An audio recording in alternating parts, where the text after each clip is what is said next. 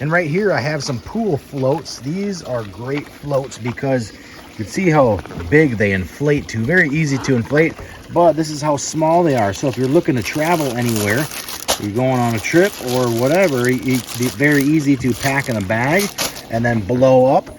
And then this is the style that you can sag in between the headrest and the footrest. There's another one right here.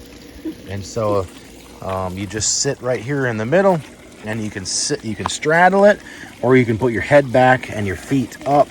But very comfortable. You're staying in the water, especially on a sunny day where it's hot. Your body is in the water, and it's very relaxing and comfortable, but very easy to blow up.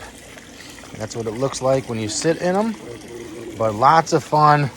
Great for a pool, great for a lake or a beach or just about anywhere. But this is how big they are when they're not blown up. So very easy to travel with as well. But these are great floats.